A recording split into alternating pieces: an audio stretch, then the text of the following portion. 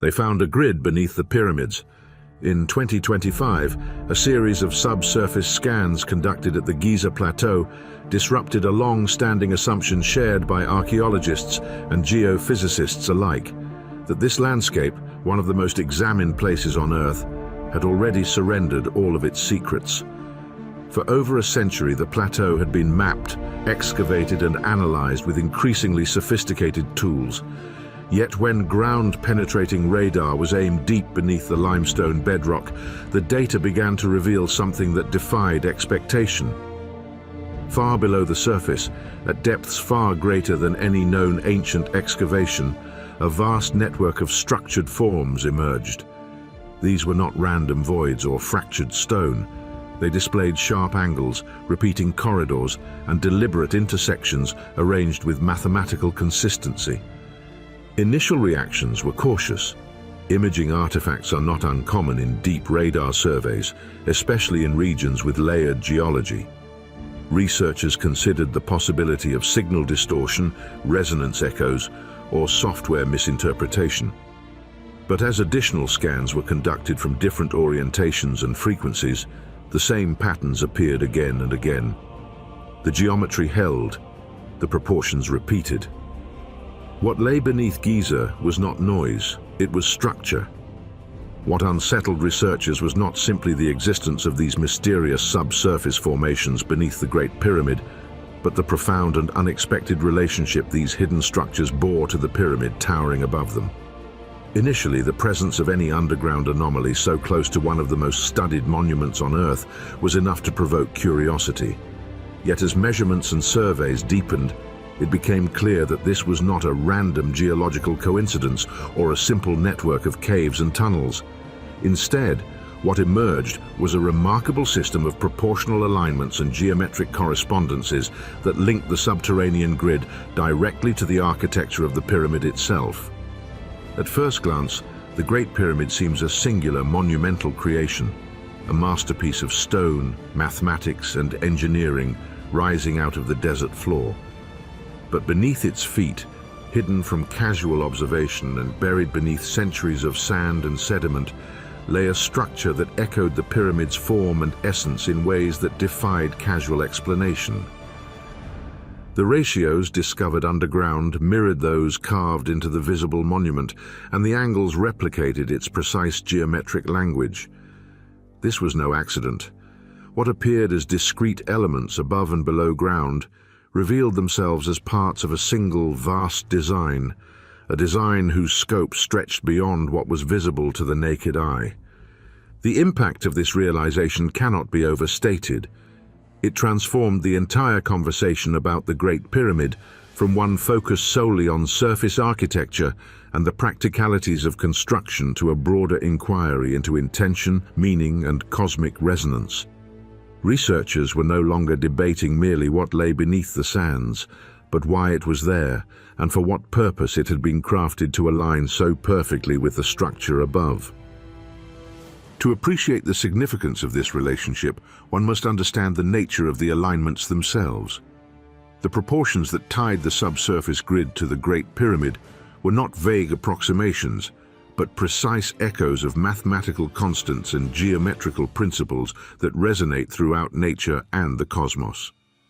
These ratios, such as the golden ratio and the square root of 2, are fundamental to patterns of growth, balance, and harmony, appearing in everything from the spiral of galaxies to the structure of DNA.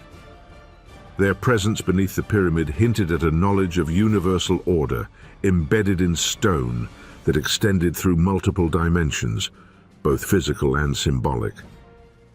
Moreover, the angles discovered underground matched the pyramid's own architectural precision. The Great Pyramid is famously aligned to true north with an error margin of only a few arc minutes, an extraordinary feat given the technological constraints of its time. Beneath the surface, similar exactitude was found in the underground formations, suggesting a deliberate calibration not just horizontally across the desert landscape, but vertically into the earth itself. It was as if the pyramid above was the visible tip of an iceberg, resting on a hidden foundation of geometry that anchored it to the planet's deeper forces. This notion radically shifted how researchers viewed the monument. Instead of a solitary edifice standing apart from nature, the pyramid was revealed as integrally connected to the Earth's own geometry, part of a vast, multidimensional system of resonance and balance. The buried grid could be interpreted as a kind of subterranean extension or amplification of the pyramid's purpose. Far from being a mere tomb or isolated monument, the pyramid was a node in a larger network, both physical and metaphysical, that linked humanity to cosmic order. With this perspective, the question of intention emerged as central. Why would the builders of the Great Pyramid go to such extraordinary lengths to create a hidden geometric system beneath the monument? What knowledge or wisdom were they encoding not only in stone, but in the very ground itself? The answer lies in the ancient worldview that saw geometry as the language of creation, the blueprint through which the cosmos itself was ordered and sustained. Sacred geometry was not merely a set of shapes or ratios, it was the expression of harmony and coherence that underpins existence. To build in harmony with these principles was to build in alignment with the universe itself, to construct not only a physical structure, but a bridge between the human and the divine. In this light, the subsurface formations can be seen as an integral part of a greater design intended to harmonize the energies of the earth with those of the heavens, and by extension, the human consciousness that dwells between them. The buried grid, with its precise alignments and proportional echoes, might have functioned as a kind of energetic interface, an earthly counterpart to the celestial alignment of the pyramid. Through this design, the monument could act as a tuning device, synchronizing the vibrations of the planet with those of human awareness, creating a sacred space where the boundaries between matter, energy, and consciousness dissolve. This conception aligns with a growing body of modern research exploring the Earth's electromagnetic grid and the ways in which ancient monuments interact with these subtle energies. Measurements have detected faint electromagnetic anomalies at key archaeological sites worldwide, suggesting that the ancients possessed an understanding of Earth's energetic fields far beyond what was previously imagined. The Great Pyramid's subsurface extensions may represent a deliberate attempt to harness and integrate these forces, embedding the monument not just in the physical landscape, but within the unseen web of planetary energy. Beyond the physical and energetic dimensions, the proportional relationships also carry symbolic weight. The pyramid has long been interpreted as a metaphor for ascent, spiritual, intellectual, and cosmic. Its chambers represent stages of initiation, the soul's journey from the material to the divine. The buried grid, mirroring these proportions beneath the surface, could symbolize the hidden foundations of that journey, roots sunk deep into the earth, holding the structure steady as it reaches for the stars. It is a reminder that transcendence is grounded in the material world, that the mysteries above are inseparable from the realities below. Thus, the discovery of these underground alignments invites us to reconsider the Great Pyramid not as an isolated wonder, but as a holistic creation, part monument, part machine, part map, and part mystery.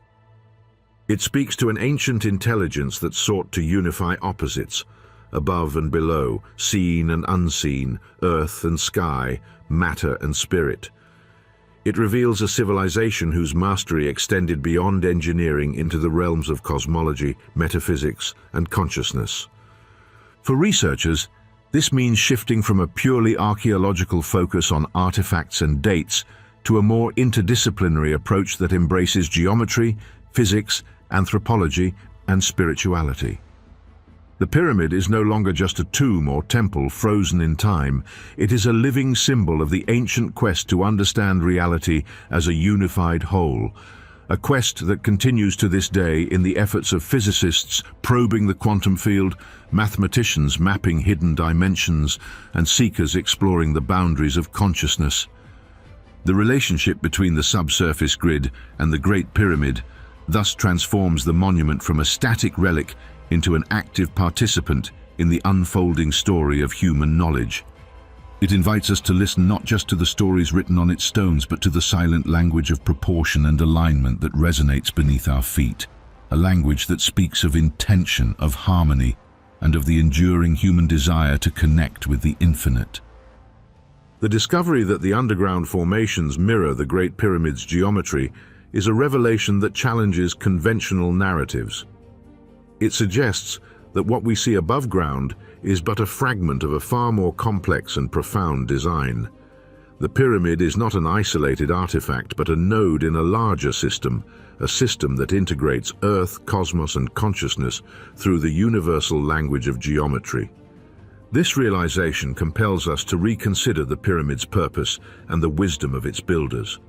Far from being mere architects or laborers, they were visionaries who encoded knowledge in stone and earth, creating a monument that bridges dimensions and epochs.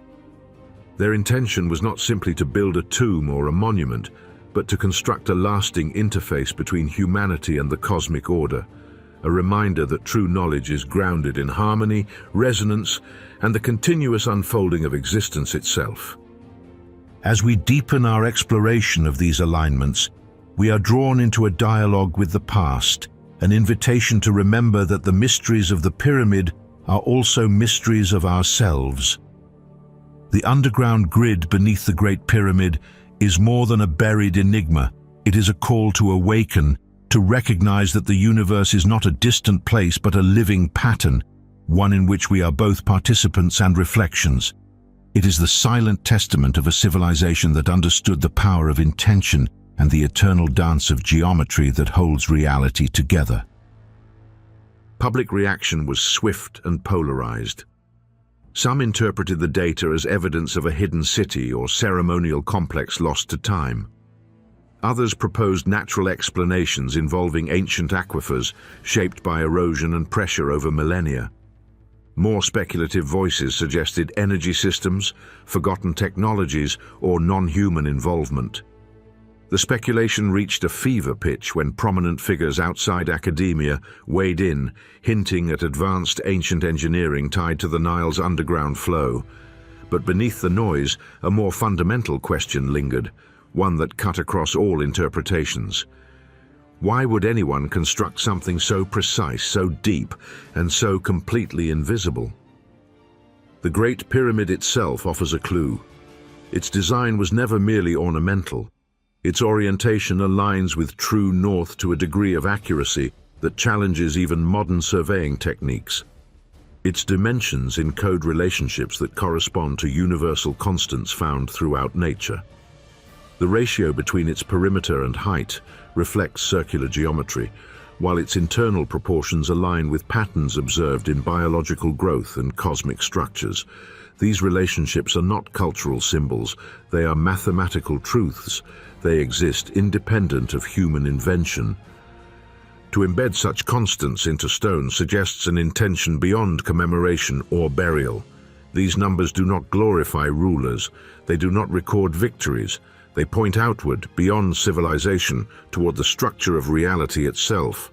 When these same ratios appear again in the newly identified subterranean formations, the implication becomes harder to ignore. The underground grid appears to follow the same logic, the same mathematical language, as the pyramid above. This consistency implies unity of design, not coincidence. Further analysis hinted that these underground structures were not static voids. Geological evidence suggests that water once moved through portions of the network, guided by gradients and chambers designed to regulate flow. Movement creates vibration. Vibration creates resonance. When matter oscillates within confined geometry, it generates harmonic patterns.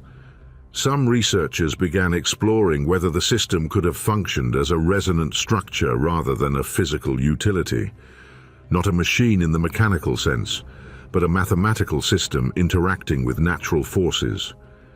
This possibility reframes the purpose of the Great Pyramid itself. No human remains were ever found within its primary chambers. No inscriptions explain its function. Unlike later pyramids, it contains no overt religious decoration. It is precise, minimal, and silent. When examined purely as an object of geometry, it behaves less like architecture and more like a statement expressed through proportion rather than language.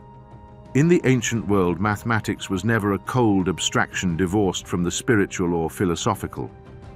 Instead, it was a living language through which the universe communicated its deepest truths. Numbers and shapes were not mere tools for measurement, they were vessels of meaning, each form a symbol imbued with layers of significance that transcended the material world. For early civilizations, geometry was a bridge between the tangible and the transcendent, a sacred code that united earthly existence with cosmic order. The square, for example, was far more than a simple polygon with 4 equal sides and right angles. It represented the principle of stability and the essence of matter itself. In its perfect symmetry, the square embodied the grounded, the tangible, and the enduring. Its 4 corners pointed to the cardinal directions, north, south, east, and west, anchoring human experience in the framework of the physical world. It symbolized earthliness and the structure that holds all things in place. Many ancient cultures associated the square with the foundation of reality, the base upon which all creation rests. Contrasting the grounded square, the triangle carried a different but complementary significance. It was a symbol of ascent, transformation, and dynamic change. The triangle's 3 sides and points often represented the connection between the earthly, the divine, and the intermediary. It was a shape that pointed upward, suggesting progress, spiritual elevation, and the journey from the mundane to the sublime. In many traditions, the triangle was linked to fire, light, and the process of becoming, transcending the static state of the square to embody movement and growth. The triangle's presence in sacred geometry invited the viewer to contemplate the possibility of transformation and awakening. The circle, however, was perhaps the most profound of all geometric symbols. With no beginning and no end, the circle represented infinity, unity, and the eternal flow of time and existence. It encapsulated the cyclical nature of life, the rising and setting of the sun, the changing seasons, and the continuous cycles of birth, death, and rebirth. The circle was the perfect symbol of wholeness and continuity, embodying the divine principle of oneness that underlies all diversity. In many ancient cosmologies, the circle was associated with the heavens, the celestial realm where time and space merged into an endless continuum. Together, these shapes, square, triangle, and circle, formed the fundamental vocabulary of sacred geometry. They were not isolated figures, but interconnected symbols, each balancing and complementing the others to express a holistic vision of reality. When combined with precision and harmony, these geometric forms were believed to create a bridge between the physical world and the cosmic order.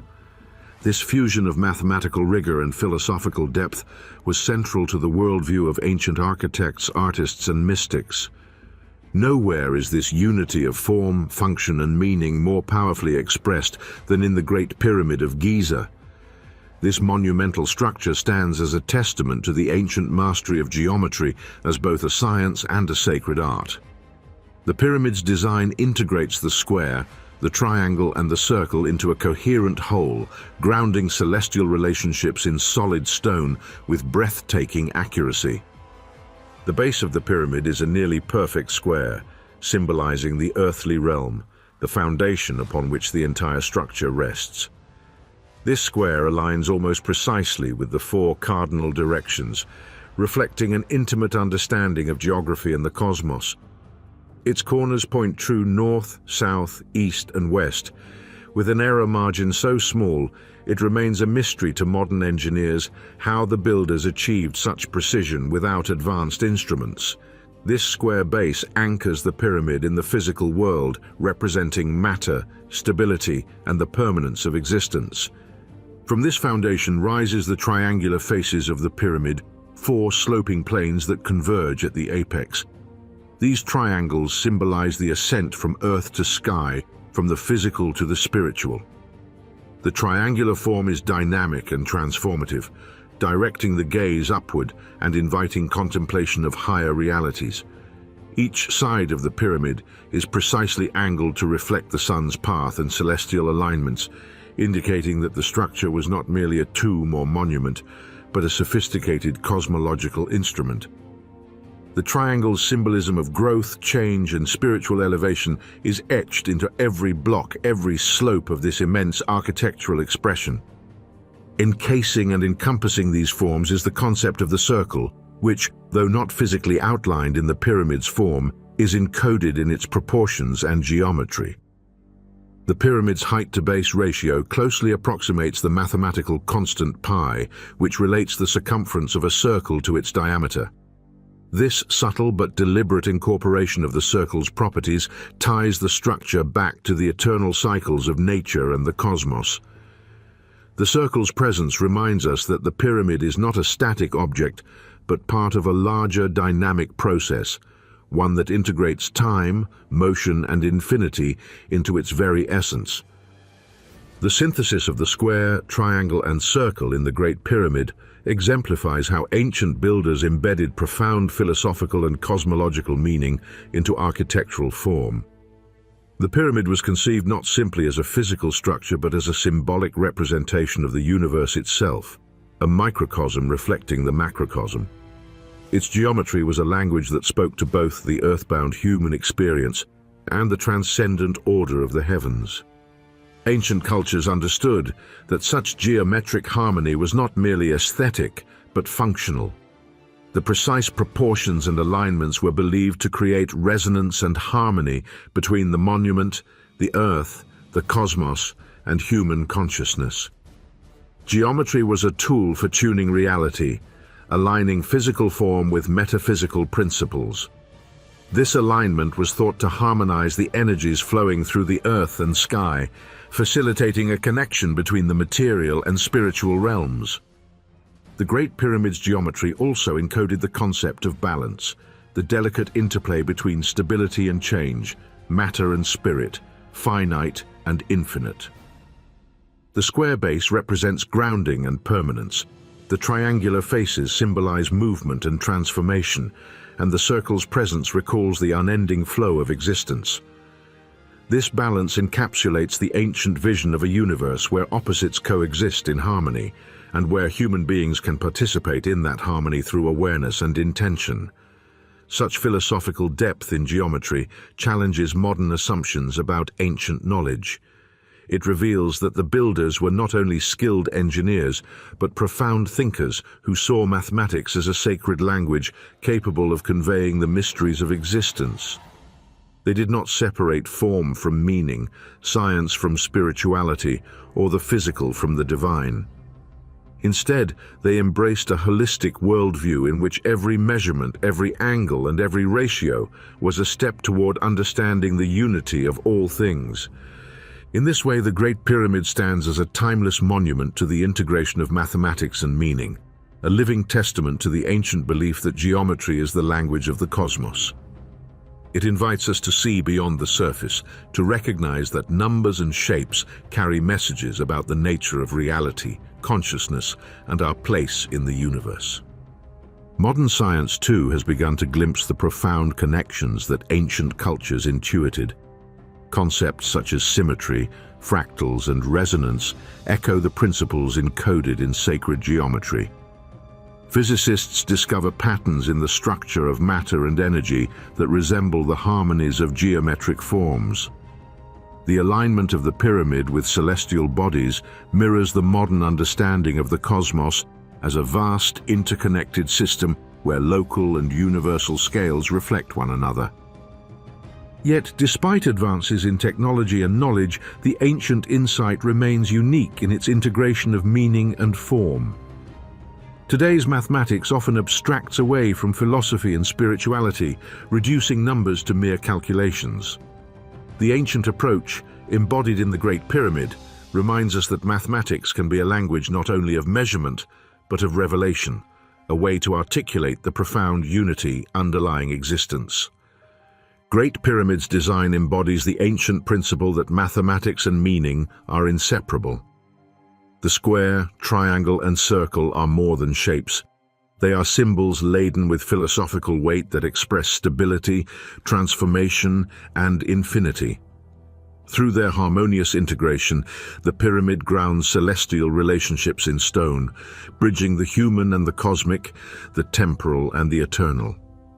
It stands as a silent teacher, inviting us to rediscover geometry as a sacred language, a key to understanding the universe and ourselves. This way of thinking was not unique to Egypt. Similar geometric motifs appear across civilizations, separated by oceans and millennia.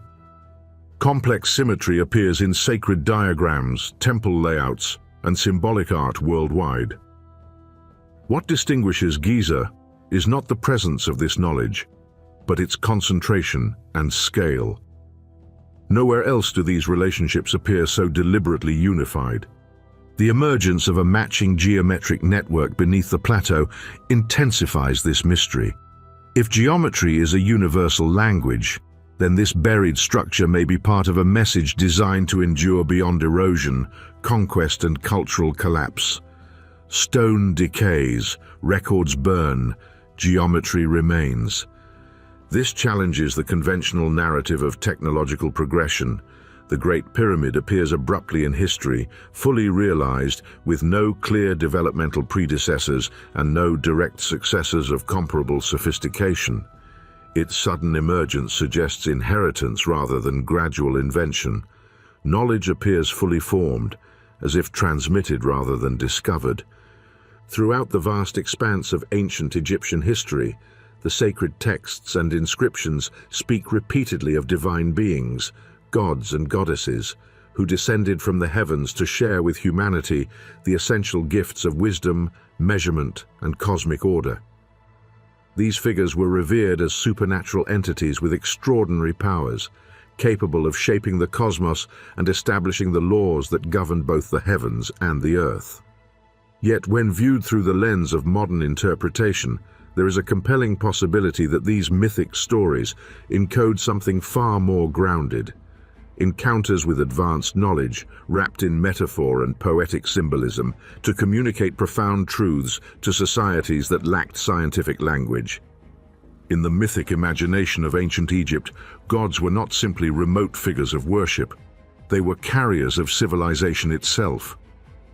They taught the Egyptians how to measure time through calendars, how to build architectural marvels with precise geometry, how to harness the rhythms of the natural world, and how to maintain balance, both socially and cosmically, through the principle of Ma'at, which represented truth, order, and harmony.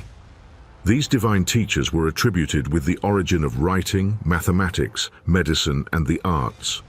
Their legacy was not merely religious, but deeply practical, shaping the very foundation of Egyptian culture. However, these divine figures must be understood not only as literal deities, but as symbolic embodiments of knowledge and technological mastery.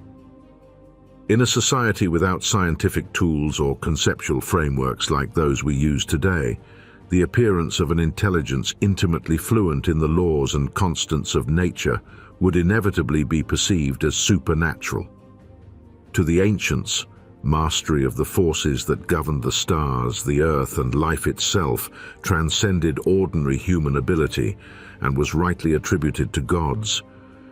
From this perspective, mythology functions as a form of memory, a collective recollection filtered through the symbolic language of storytelling, allegory, and ritual. It preserves fragments of historical experiences where ancient peoples encountered knowledge or phenomena that defied their current understanding, encoding these experiences in narratives accessible to their worldview. Myths, then, are neither simple fantasies nor wholly invented fables, but cultural repositories that safeguard truths about the cosmos and humanity's place within it. One key example is the figure of Thoth, the ibis-headed god of wisdom, writing, and measurement. Thoth is credited with the invention of hieroglyphics and the establishment of divine laws. In symbolic terms, he represents the archetype of knowledge encoded into communication and structure, the very foundation of civilization. But beyond mythology, Thoth may represent a collective memory of early scientists, engineers, or priest scholars who developed the principles of measurement, mathematics, and timekeeping critical for the Egyptians' achievements in architecture and astronomy. Similarly, the goddess Ma'at personifies the concept of order, truth, and balance. Her feather was weighed against the soul of the deceased to determine moral righteousness, reflecting the broader cosmic principle that the universe is sustained through harmony and equilibrium. The emphasis on Ma'at in Egyptian culture suggests a sophisticated understanding of the importance of systemic balance, both in society and in nature, and an awareness that maintaining this balance is fundamental to the continuation of life and the cosmos. The myths surrounding Osiris, Isis, and Horus also contain layers of symbolic meaning beyond their surface narratives of death, resurrection, and divine kingship. These stories may encode knowledge of cyclical natural processes, regeneration, and the transmission of power through lineage and consciousness. The resurrection of Osiris, for example, can be seen as a metaphor for the cycle of nature, the death of the old, and the rebirth of new life, and by extension, the continuity of knowledge and culture through time. In practical terms, it may reflect rituals designed to preserve memory and societal cohesion across generations. Importantly, the divine origin stories emphasize the transmission of knowledge as a sacred gift, implying that wisdom itself is a form of divine energy or power that elevates humanity. This suggests that ancient Egyptians did not separate the act of learning and discovery from spiritual experience. Knowledge was both practical and sacred, a key to unlocking not only material advancement, but also deeper connection with the cosmos. From the vantage point of modern science, many of the concepts embedded in these myths resonate with advanced understanding of natural laws. For example, the idea that certain gods control cosmic forces aligns with the modern recognition of fundamental constants and forces, gravity, electromagnetism, quantum fields that govern reality.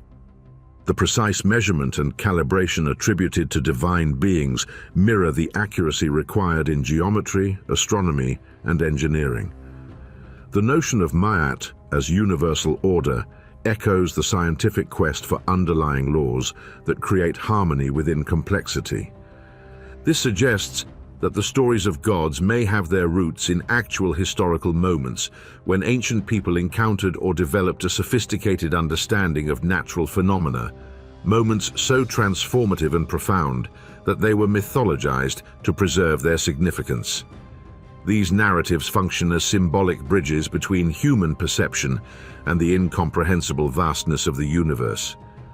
Moreover, the language of myth allows knowledge to be transmitted across generations without relying on explicit technical language, which could be lost or misunderstood over time. Instead, metaphor and allegory embed knowledge within cultural and religious frameworks, making it accessible and meaningful within the societal context. In this way, myth becomes a resilient vessel of ancient science and philosophy, encoded in stories that survive millennia.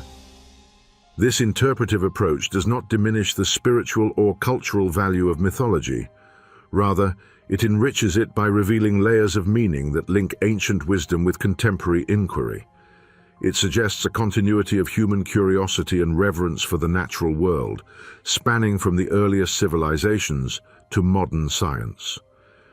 The gods of Egypt, therefore, may be seen as ancestral avatars of human knowledge, symbolic teachers who introduced measurement, order, and cosmic insight when the world was young. This view also challenges modern assumptions about progress and civilization. It suggests that rather than starting from zero, humanity has inherited an ongoing dialogue with the universe, a conversation initiated long ago and preserved through symbolic memory. The ancient myths become a form of encoded history, testifying to the depth of human insight and the enduring search for meaning in the cosmos. Such a perspective invites us to reconsider the boundaries between science, religion, and mythology. It encourages an integrative understanding where myth is not opposed to reason but complements it. Both are ways of apprehending reality, expressed in different languages and suited to different epochs. Where science provides precise measurements and predictive models, mythology offers meaning, context, and connection to the human spirit. Ultimately, the divine figures of Egyptian myth stand as reminders that knowledge itself can appear miraculous, especially when first encountered. The wisdom they embody points toward the universal constants of nature, the harmony underlying existence, and the possibility that ancient peoples glimpsed the fabric of reality through their own unique lenses. These myths preserve a legacy of wonder and respect for the mysteries of life, encoded in a language designed to endure. By approaching these divine narratives as symbolic memory rather than mere fantasy, we gain insight into how early civilizations made sense of their world, how they celebrated knowledge as sacred, and how they sought to harmonize human experience with the cosmos. This realization opens the door to a richer dialogue between past and present, reminding us that the quest for understanding is timeless and that the wisdom of the ancients still speaks to us, waiting to be heard anew. Whether the source of this knowledge was external or internal may ultimately be irrelevant. What matters is that the knowledge exists, embedded in form rather than explanation. The structure beneath Giza does not tell us who built it. It tells us how reality is organized. As modern tools probe deeper into the earth, they may be uncovering not hidden rooms but hidden ideas. The possibility that the pyramid was never meant to house the dead, but to preserve understanding, transforms its significance entirely. It becomes not a relic of power, but a repository of principle. Geometry does not age. The same ratios shape galaxies and atoms. If the pyramid encodes those relationships, then it is less a monument to the past than a signal to the future. One that waits patiently for minds capable of recognizing it. What lies beneath Giza may not be a city, a machine, or a tomb. It may be a theorem written into stone and bedrock, expressing a truth about existence that transcends culture and time. And as each scan peels back another layer of sand and certainty, the question grows louder, not quieter. Not what is buried there, but why it was placed there at all. If this interpretation is correct, then the Great Pyramid does not belong solely to the distant past. It becomes something far more unsettling and profound. A forward-facing signal, a construct designed not just to endure time, but to wait for understanding. Rather than a relic frozen in history, it functions like a message written ahead of its audience, placed in plain view yet unreadable until the tools of comprehension finally catch up. Only now, as modern science uncovers the same repeating structures within subatomic particles, space-time itself, and even the architecture of the human brain, does the pyramid begin to resemble less an object of study and more a reflection. Not something we examine from the outside, but something that mirrors what we are only beginning to recognize within reality itself. Throughout history, geometry has been revered as more than mere mathematics.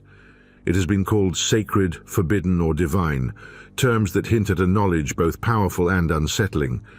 Yet, unlike secret codes locked away behind closed doors or hidden manuscripts, this geometry was never truly concealed by walls or by cryptic writings. Instead, its seeming inaccessibility arises from something far more profound.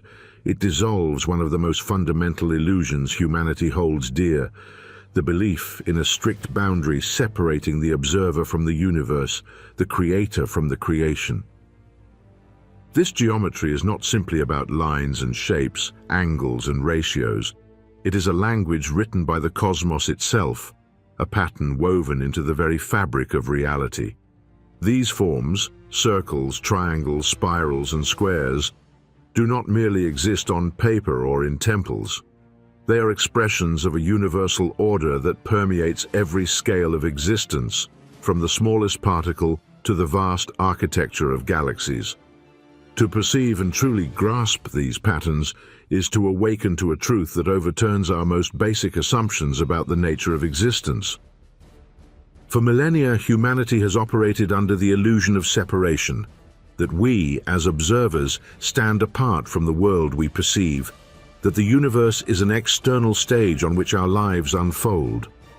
This sense of detachment underpins much of Western thought, underpinning ideas of control, mastery, and ownership.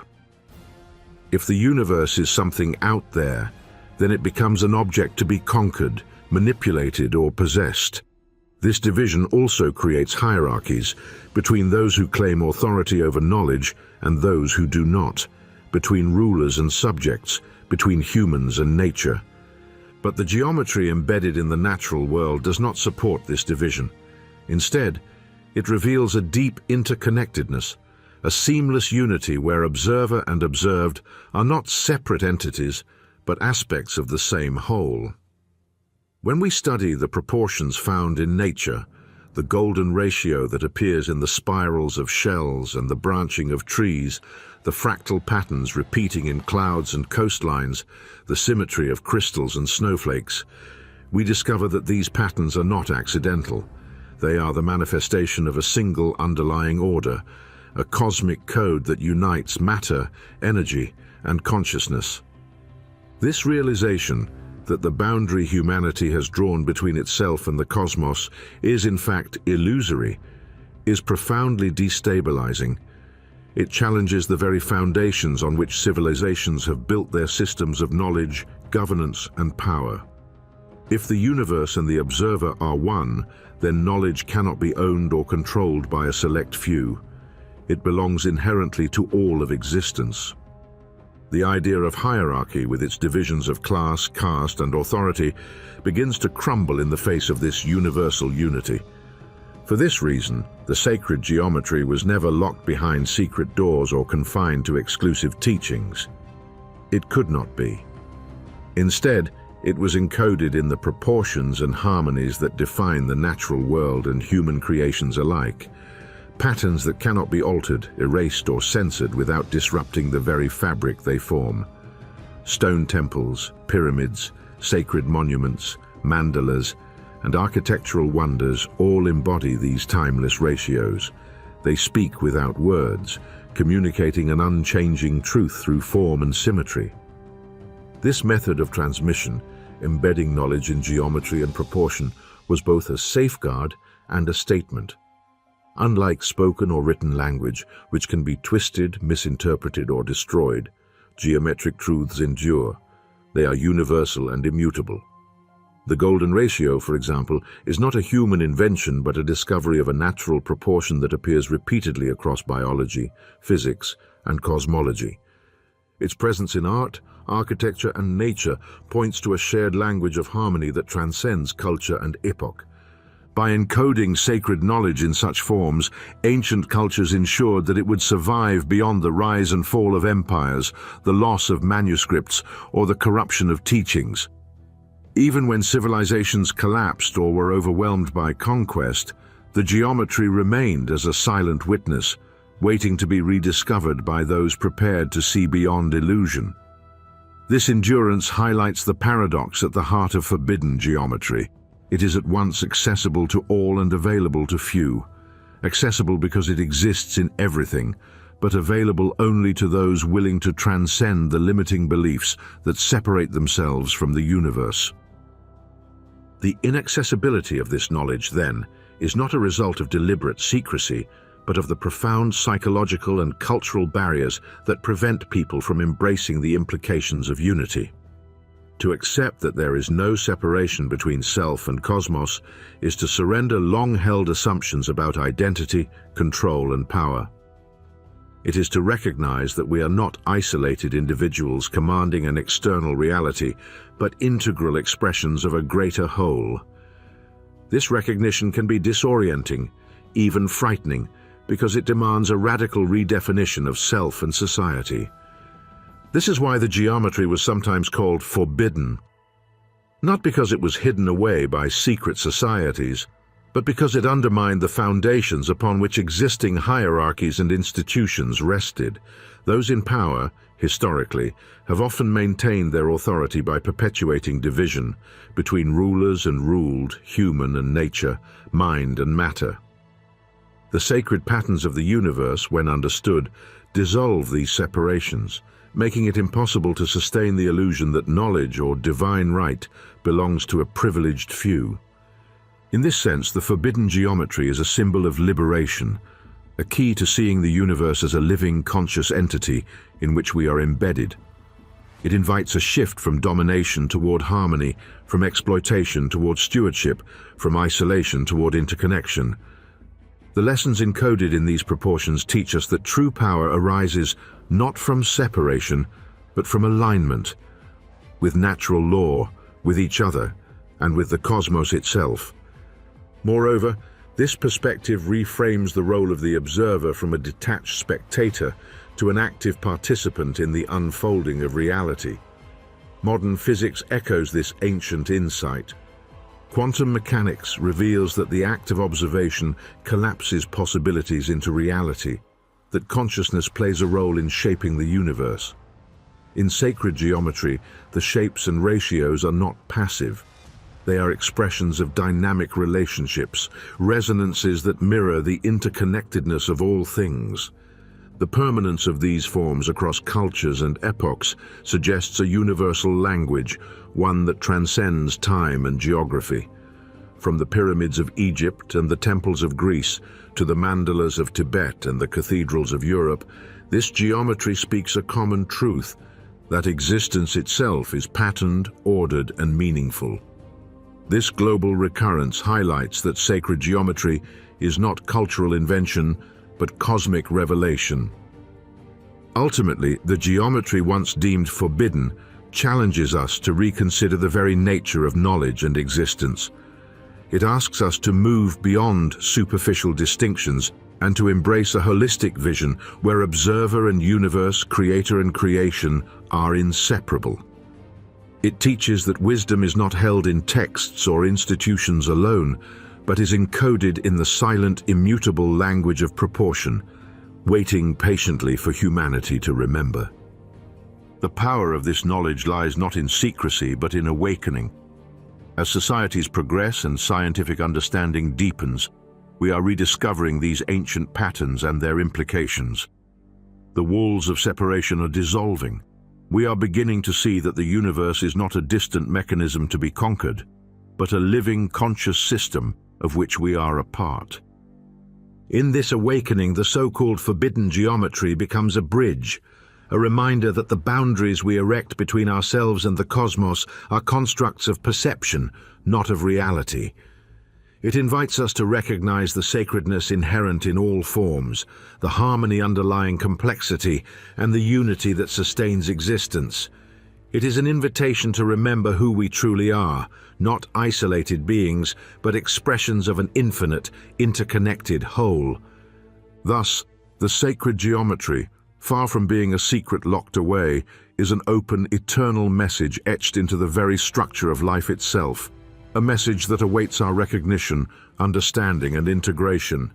It calls us to dissolve illusions, to transcend division, and to live in resonance with the boundless pattern that holds all things together. Seen through this lens, the Great Pyramid is not decoration, nor symbolism, but calculation made physical. Its form suggests function rather than display, as if every dimension serves a purpose beyond aesthetics.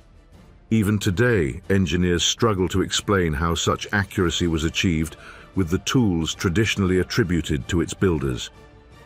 The structure has stood for over 45 centuries, yet its foundation remains level to a tolerance that challenges modern construction. Each side of its base is nearly identical in length, differing by margins so slight they require laser measurement to detect. Its orientation aligns with the planet's rotational axis itself, not with any magnetic reference that shifts over time. Achieving this degree of precision once would be remarkable. Maintaining it across millions of stone blocks borders on the inexplicable. This consistency suggests planning of extraordinary sophistication, not improvisation, not trial and error, but adherence to a governing framework, a system of proportion applied relentlessly from the smallest stone to the largest span. The pyramid appears to have been executed according to a set of relationships rather than measurements. as though the builders were translating ratios into matter rather than stacking stone by approximation. Those ratios are not arbitrary. When certain dimensions are compared, values emerge that correspond to constants governing circles, growth, motion, and balance throughout nature. These numbers do not belong to any culture. They are not inventions. They appear wherever reality organizes itself, from planetary orbits to biological forms. Their presence within the pyramid is not singular or accidental. It is systematic. The structure's shape itself behaves like a converging form, narrowing upward in a way that mirrors how waves compress energy toward a focal point. This is not merely abstract geometry. Physical tests conducted within its chambers reveal unusual acoustic behavior. Sounds persist longer than expected. Vibrations reinforce themselves instead of dissipating. Frequencies interact with the space in a way that suggests amplification rather than echo. Certain tones resonate with exceptional clarity, producing harmonic patterns that align with neurological states associated with focused awareness and deep introspection. The internal passages reinforce this effect. The ascending corridors, the steep grand gallery, the precisely angled surfaces all appear to guide vibration upward. Granite elements in the central chamber are arranged in a way that interacts with sound and pressure, sustaining resonance rather than dispersing it. The space behaves less like a room and more like a tuned cavity, not passive, responsive. Even features long assumed to be practical, such as narrow shafts extending outward, align precisely with specific regions of the sky. These alignments were exact at the time of construction, indicating astronomical knowledge tied to long-term celestial motion. The structure seems calibrated not just to Earth, but to the sky itself, synchronizing terrestrial geometry with cosmic reference points. Scaling the pyramid's dimensions reveals another layer. When expanded mathematically, its proportions align with planetary measurements. The structure appears to encode a reduced model of Earth itself, not symbolically but numerically. This raises an uncomfortable question. How does a civilization without global exploration leave behind a monument that reflects planetary scale? The answer may lie in worldview rather than technology. To ancient cultures, Earth was not an inert object, but a living system. The pyramid may have been conceived as a nodal point, a place of balance between surface and sky, matter and motion. Modern simulations suggest that its shape can interact with natural electromagnetic fields, concentrating them toward its core. This behavior is measurable. Geometry alone is sufficient to produce it. If such effects emerge unintentionally, they do so with astonishing consistency. Acoustic, electromagnetic, geometric, and planetary correspondences converge toward the same conclusion. The structure obeys proportion as if proportion itself were the source of power. In physics, resonance occurs when systems synchronize. In biology, harmony arises from rhythm. In consciousness, coherence emerges when patterns align. The pyramid may exist at the intersection of all three. Perhaps its builders were not engineers in the contemporary sense, but composers, working in stone the way musicians work in sound. Each element contributes to a larger pattern, one that cannot be fully perceived at human scale, yet remains unmistakable in its coherence. From this perspective, the pyramid resembles a device not meant to move objects, but to preserve understanding. A structure that converts geometry into vibration, vibration into pattern, and pattern into meaning. It is not a monument to death, but a diagram of life itself, a physical expression of universal relationships, frozen into form so they could not be lost. Mathematics does not erode, ratios do not fade. Unlike language, proportion survives collapse, translation, and forgetting. If one wished to send a message across millennia, numbers would be the only reliable medium. Geometry becomes memory. Modern theories increasingly describe reality as informational at its core, governed by repeating structures rather than solid substance. If this is true, then geometry is not decoration but syntax. Constants are not curiosities but instructions. They tell reality how to assemble itself. What makes the Great Pyramid extraordinary is not merely that it contains these relationships, but that it appears built to reveal them. Every constant it reflects seems to bridge the measurable and the ineffable, the physical and the conceptual. It stands where mathematics becomes meaning. If intelligence exists beyond Earth, it would recognize these numbers instantly. They are universal. They do not belong to humanity or even to this planet. They exist wherever reality exists. Geometry is the only language that transcends biology, culture, and time. If communication were intended beyond human history, this is how it would be done. Dismissal is easy. Yet dismissal does not explain precision that persists across thousands of years. It does not explain alignment that surpasses modern capability. It does not explain coherence across so many independent domains. If the builders understood these constants as expressions of living order rather than abstract quantities, then they understood something fundamental: that the universe operates through rhythm, not randomness. That everything from particles to planets to thought itself arises from the same repeating patterns. The Great Pyramid may be a reminder carved into stone, preserving a truth that civilization repeatedly forgets. That existence is structured. That consciousness is not separate from the cosmos, but shaped by the same mathematics. Perhaps that is the enduring message, not that gods once ruled the earth, but that proportion governs all things.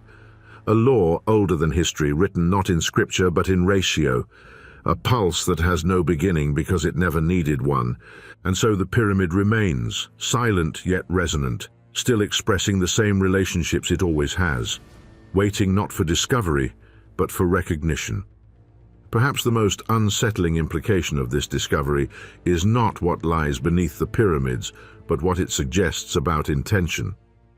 If the subterranean grid is real, and the data increasingly suggests it is, then the Great Pyramid was never meant to stand alone. It was the crown of a system, not the system itself.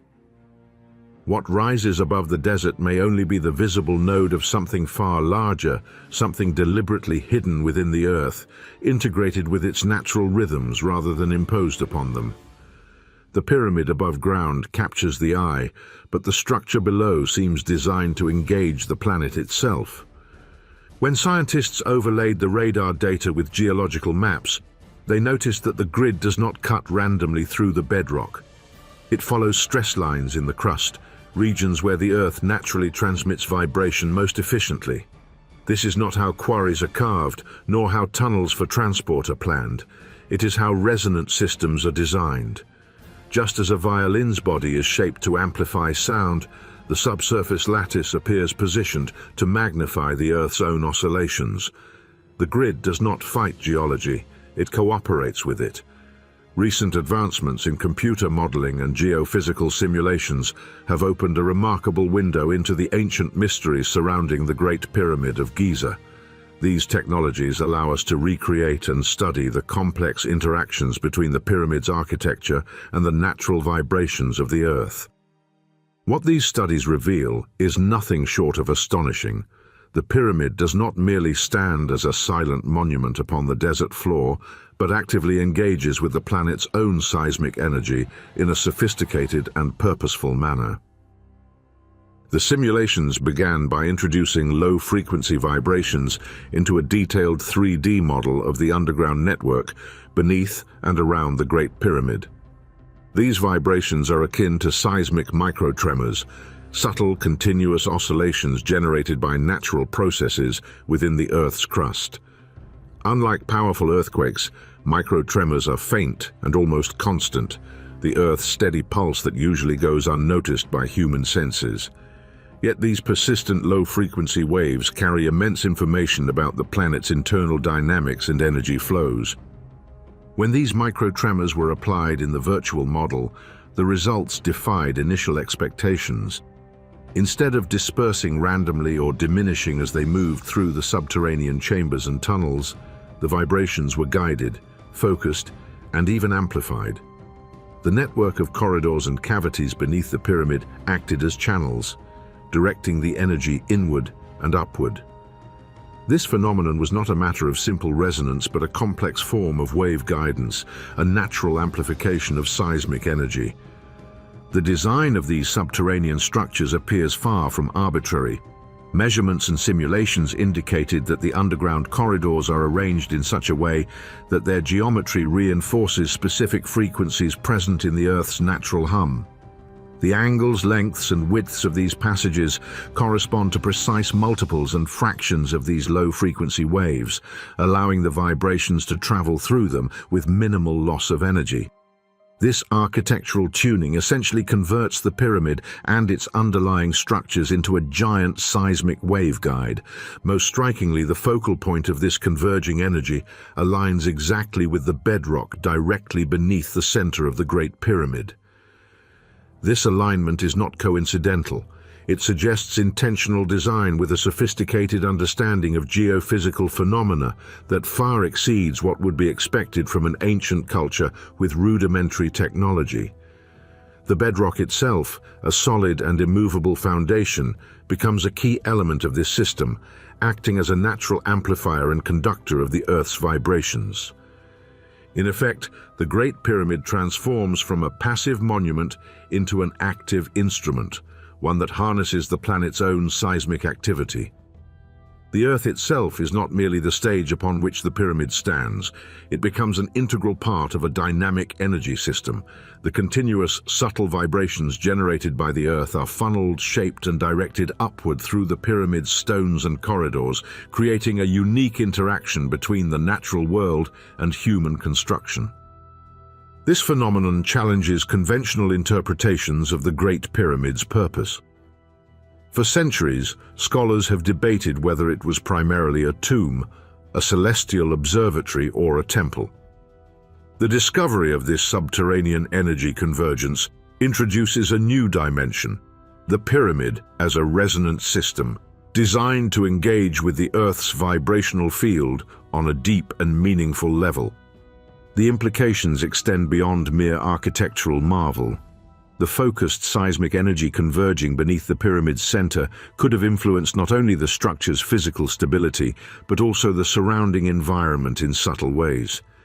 Vibrations concentrated and amplified at such a focal point may affect the electromagnetic properties of the area, possibly generating fields that interact with biological systems or consciousness itself. Some researchers suggest that this could explain reports of unusual sensations or altered states of awareness experienced by those who visit the pyramid. Furthermore, this interaction between natural seismic activity and constructed architecture points to an ancient knowledge of Earth sciences that has been largely overlooked. The builders of the Great Pyramid may have understood the planet not as a passive backdrop, but as a living system with energies that could be harnessed and directed. This knowledge would have allowed them to design structures that resonate in harmony with the Earth, stabilizing and enhancing the monument's presence over millennia. Computer simulations thus reveal a picture of the Great Pyramid as a carefully calibrated instrument, a bridge between the terrestrial and the cosmic. Its subterranean corridors do not merely exist as functional spaces, but serve as conduits for energy flow, transforming the natural seismic vibrations into a coherent, focused force. This force culminates beneath the pyramid's apex, suggesting a deliberate harnessing of the Earth's pulse. Moreover, these findings illuminate the role of natural resonance in ancient architecture. Resonance is a phenomenon where a system vibrates with greater amplitude at certain frequencies.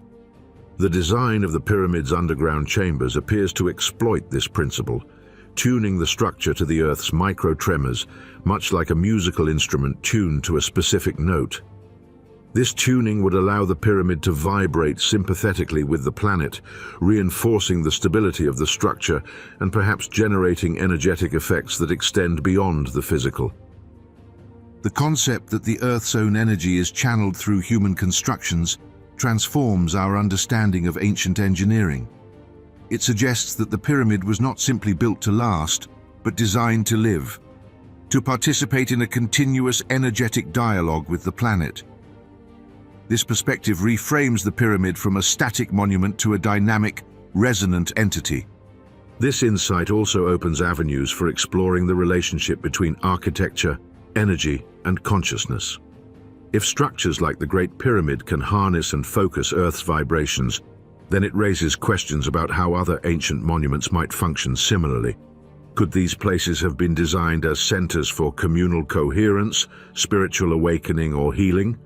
Could they represent early forms of energy technology encoded in stone?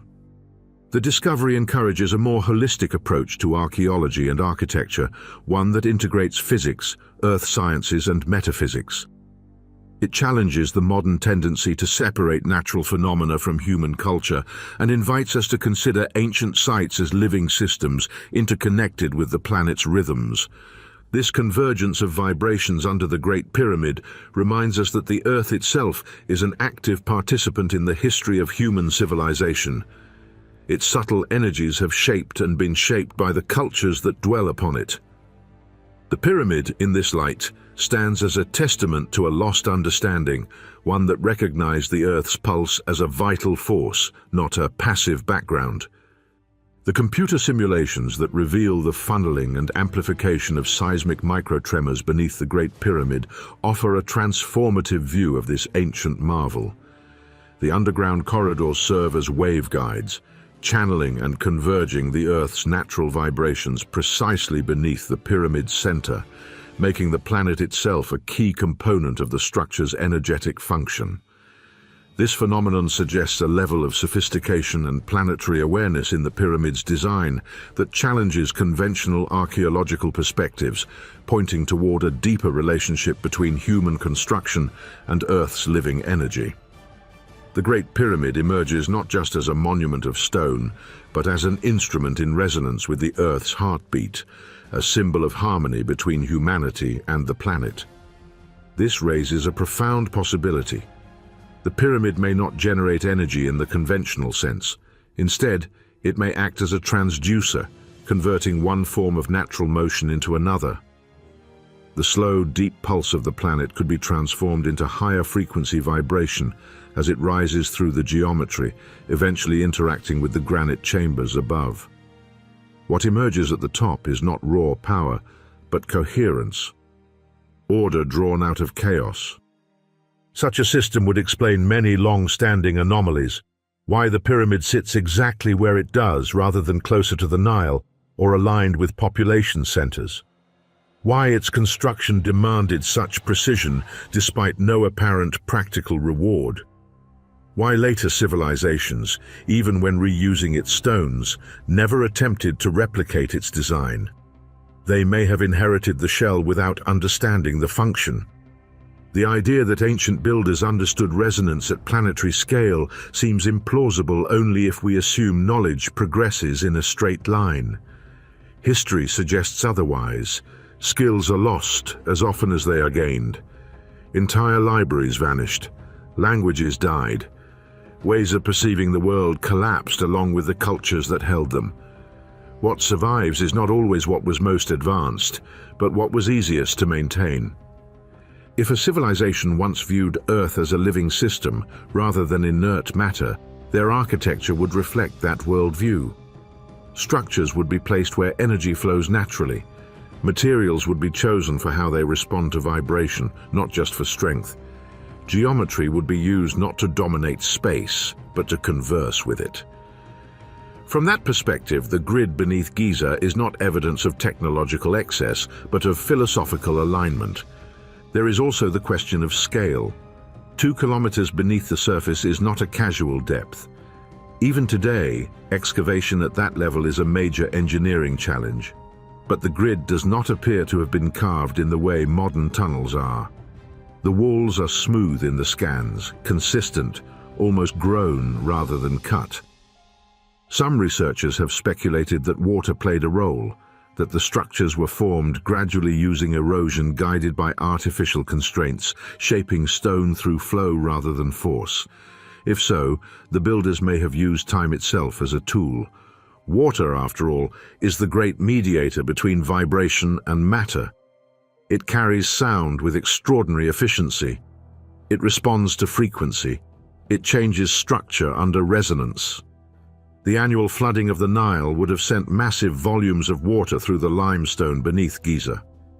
If channels existed below, even partially, that movement would have generated pressure waves.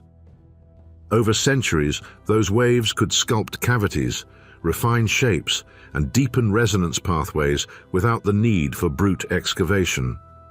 This interpretation reframes the grid not as a buried city, but as a hydraulic acoustic system. A living architecture that evolves slowly, synchronized with seasonal cycles. The pyramid above may have been completed in decades, but the system below could have been cultivated over generations, tuned incrementally until it reached equilibrium with the planet's rhythms. The repeating ratios detected in the grid reinforce this idea. Golden proportions do not maximize efficiency in terms of speed or volume. They maximize harmony. They produce systems that distribute stress evenly, that resist collapse, that self-correct. Nature favors them not because they are mystical, but because they work. When those same ratios appear underground, mirrored above, and echoed in sound simulations, coincidence becomes an increasingly fragile explanation. Critics argue that radar interpretations can be misleading, that artifacts in the data may create the illusion of structure. This is true, and caution is necessary.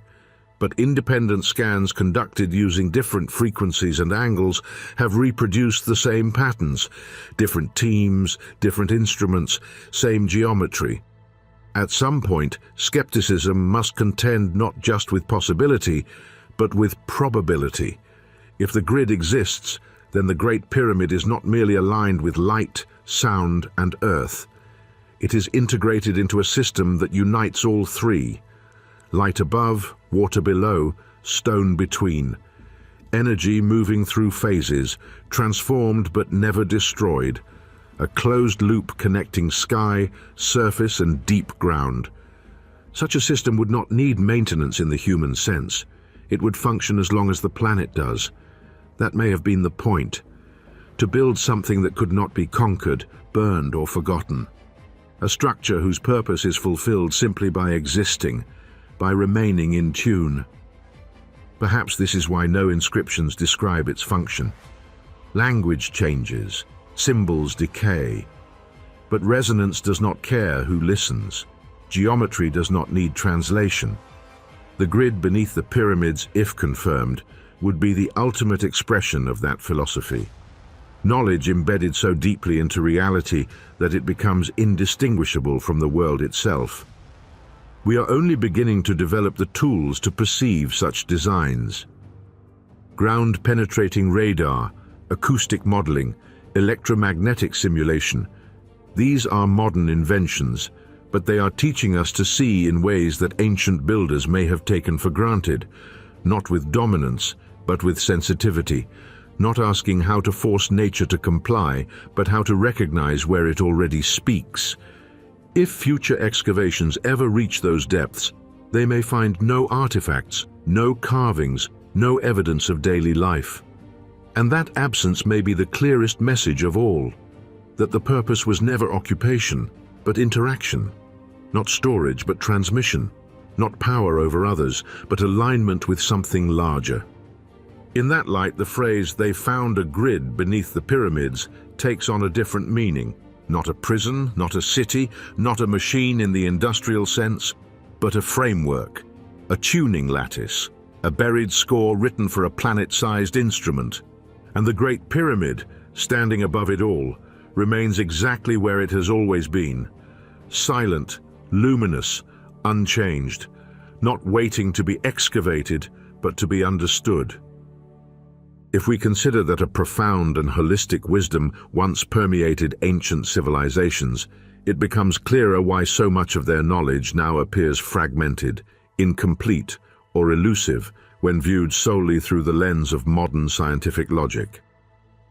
The tools and methods we use today excel in analysis, breaking down complex phenomena into isolated parts, categorizing and separating each element to study it in isolation.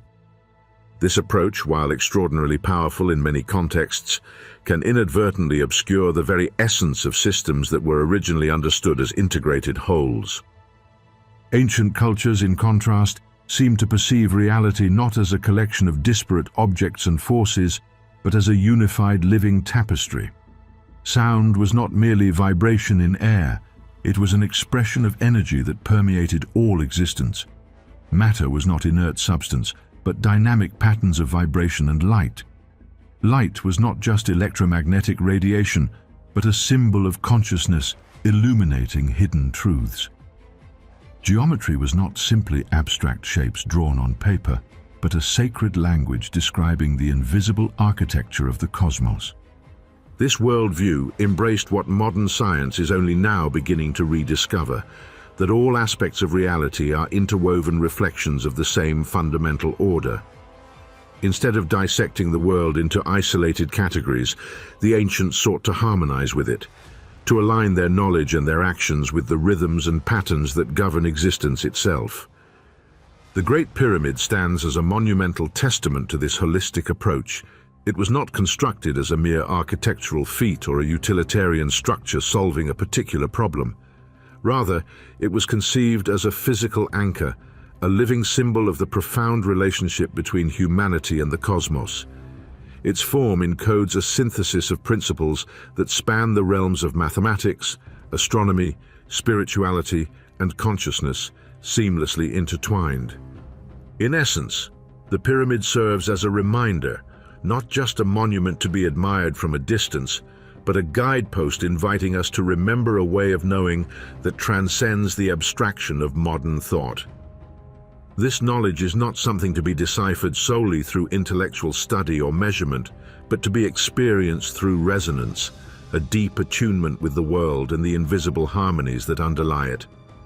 Resonance, in this context, is more than a physical phenomenon. It is a metaphor for how understanding can arise when the observer and the observed become one. When a musical instrument is played, the strings vibrate in harmony with certain frequencies, creating a symphony of sound. Similarly, when the human mind aligns itself with the patterns of the universe, a harmonious state emerges, where knowledge is not forced or fragmented, but flows naturally as a shared vibration. The builders of the Great Pyramid seem to have grasped this intimate connection between form, function, and meaning. The pyramid's precise geometry is not an accident of measurement, but a deliberate expression of cosmic proportions, ratios, and angles that echo the underlying mathematical harmonies found throughout nature, from the spiral of galaxies to the delicate curves of seashells. These proportions reflect an understanding that geometry is not merely a tool for construction, but a bridge between the visible and invisible worlds. This holistic wisdom also explains why ancient knowledge often resists conventional analysis. When modern scholars isolate concepts like sound, light, or geometry and study them independently, they risk losing sight of their interconnectedness, the threads that bind them into a coherent whole. Ancient teachings did not seek to divide reality into manageable pieces. Instead, they aimed to convey the unity behind those pieces, the invisible web that connects all things. To engage with this wisdom, then, requires a shift in perception. It asks us to move beyond the habit of categorization and to cultivate a sensitivity to the subtle correspondences that link phenomena across scales and disciplines. It invites us to see patterns where modern thought might see only coincidence, to recognize that the boundaries we impose between fields of knowledge are often artificial constructs born from limited perspectives. The pyramid, therefore, is a tangible embodiment of this integrated worldview. It stands as a spatial metaphor for the relationship between earth and sky, matter and spirit, human and cosmos. Its base represents the grounded stability of the physical world, while its apex points toward the infinite, symbolizing the ascent of consciousness and the quest for unity. The internal chambers and passageways are not merely functional spaces, but stages in a journey of perception and transformation. Moreover, the pyramid's alignment with cardinal points and celestial bodies suggests a deliberate calibration with cosmic cycles. This alignment connects the monument to the movements of stars, planets, and the rhythms of time itself. It is as though the structure is a meeting place between terrestrial and celestial energies. a nexus where earthly matter is suffused with heavenly order. Through this fusion of geometry, astronomy, and symbolism, the pyramid transcends its role as a static artifact. It becomes an active participant in the ongoing dialogue between humanity and the universe. It invites those who approach it to remember their place within a vast and harmonious whole, to feel the reverberations of the cosmos within their own being. This ancient way of knowing stands in stark contrast to the modern tendency to treat knowledge as a collection of facts to be mastered and controlled. The holistic perspective recognizes that true understanding arises not from dominance or separation, but from alignment and participation. It acknowledges that the knower is inseparable from the known, that the act of observation shapes reality, and that consciousness itself is a fundamental aspect of creation. By framing the pyramid as a reminder of relationship rather than a problem to solve, we open the door to a richer encounter with history and science. We begin to see ancient monuments not as relics of a forgotten past, but as living records of a wisdom that remains relevant and accessible. This wisdom speaks across time, calling us to move beyond the confines of reductionism and to embrace a more expansive vision of knowledge. In practical terms, this means rethinking our approach to learning and discovery. It encourages us to balance analysis with intuition, measurement with experience, logic with feeling. It invites interdisciplinary exploration where mathematics dialogues with philosophy, physics with spirituality, architecture with cosmology. Such integration enriches our capacity to perceive patterns that might otherwise remain hidden and deepens our appreciation of the world's inherent unity.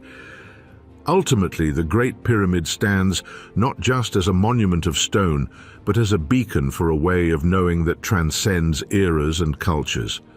It symbolizes a path back to a holistic understanding, where meaning is inseparable from form, where knowledge is inseparable from wisdom, and where humanity reconnects with the living patterns of the universe. This path asks us to listen to the subtle harmonies that permeate reality, to attune our senses to the silent music encoded in stone and star. It calls us to recognize that ancient wisdom was never truly lost, only obscured by the limitations of fragmented thought. The pyramid's silent presence is a call to awaken, to remember that beneath the surface of things lies a profound coherence waiting to be experienced. In embracing this resonance, we are invited to move beyond seeing ourselves as isolated beings confronting a distant cosmos. Instead, we recognize that we are integral parts of an unfolding whole, participants in a grand symphony of form and consciousness. The pyramid thus becomes a symbol not only of ancient achievement, but of our own potential to reconnect with a deeper way of being, a way of knowing that honors the unity behind all things. To truly engage with this legacy is to embark on a journey inward as much as outward. It requires us to cultivate a sensitivity to the relationships that underlie existence and to open ourselves to the possibility that meaning is woven into the fabric of reality itself. The Great Pyramid, then, is more than architecture. It is a living invitation to remember, to resonate, and to become attuned to the profound harmony that sustains all life. This may be why attempts to reduce the Great Pyramid to a single function always fall short. It was not only a tomb, nor only a power plant, nor only an astronomical marker. It was all of these, and none of them at once, because its true purpose was not mechanical, but integrative. It aligned human awareness with natural law. The underground network, if it truly exists as mapped, completes that picture. What is above refines perception. What is below stabilizes it. Between the two stands the human observer, suspended between earth and sky, matter and meaning. The idea that consciousness itself was the intended receiver reframes every mystery associated with Giza. The silence of the chambers becomes intentional. The absence of inscriptions becomes clarity rather than omission. Words would have limited interpretation, but geometry does not instruct, it invites. It requires participation. To understand it, one must engage not only the intellect but the body, the senses, the intuitive faculties modern culture has largely ignored. The pyramid does not explain itself because explanation was never the goal. Experience was. This perspective also dissolves the need for a sharp boundary between human and non-human intelligence. Whether the knowledge originated from an advanced earlier civilization, external contact, or an aspect of humanity we no longer recognize, may ultimately be less important than what that knowledge points toward. The patterns encoded at Giza do not glorify their builders. They glorify the structure of reality itself. They redirect attention away from authorship and toward alignment. In doing so, they quietly undermine the modern obsession with ownership of discovery. If humanity once understood itself as an expression of the same geometry that shapes atoms and galaxies, then building in harmony with those patterns would have felt natural, not miraculous. The loss of that understanding would not require catastrophe alone. It could fade through gradual shifts in values, through the rise of abstraction over experience, through the replacement of resonance with representation. Over time, knowledge of how to listen would be replaced by knowledge of how to measure.